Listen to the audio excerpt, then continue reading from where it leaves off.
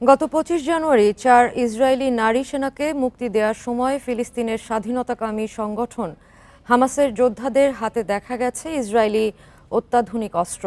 সে সময় গাজা সিটির প্যালেস্টাইন স্কোয়ারে ইসরায়েলি সেনাবাহিনীর অভিজাত ইউনিটের তাবর রাইফেল হাতে শোডাউন করে হামাসের অভিজাত ইউনিটের যোদ্ধারা। দীর্ঘ ১৫ মাস ধরে ইসরায়েলি আগ্রাসনের পর প্রথম দফায় যুদ্ধবিরতি কার্যকর হয়েছে গাজায়।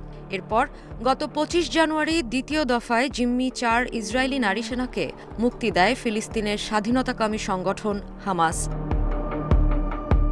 গাজা সিটির প্যালেস্টাইন স্কোয়ারে জিম্মিদের রেডক্রসের কাছে হস্তান্তর প্রক্রিয়ার আগে ব্যাপক শোডাউন দেখা যায় হামাস ও মিত্র সংগঠন ফিলিস্তিনি ইসলামিক জিহাদের সদস্যদের।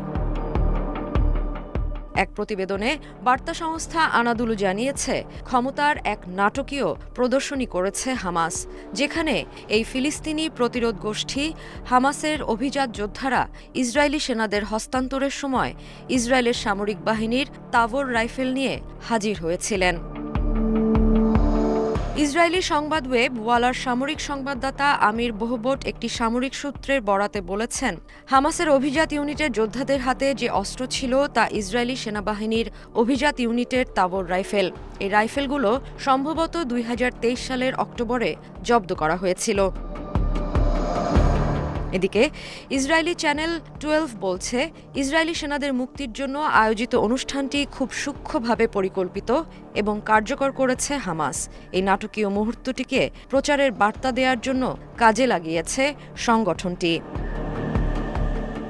আল জাজিরার সম্প্রচারিত ফুটেজে দেখা যায়, শনিবার জিম্মি মুক্তির সময় ওই এলাকার সাধারণ ফিলিস্তিনিদেরও ব্যাপক সমাগম হয়েছে। এদিকে হামাসকে নির্মূলের নামে দীর্ঘ ১৫ মাস ইসরায়েল গাজায় বর্বর হামলা চালালেও যুদ্ধবিরতি কার্যকরের পর ফিনিক্স পাখির মতো জেগে উঠেছে হামাস যোদ্ধারা। গোষ্ঠীটির সদস্যদের ভিডিও দেখে ধারণা পাওয়া যায়, ইসরায়েলি আগ্রাসনে বিন্দুমাত্র মনোবল হারায়নি হামাস। Sadia ফ্রিন, independent news.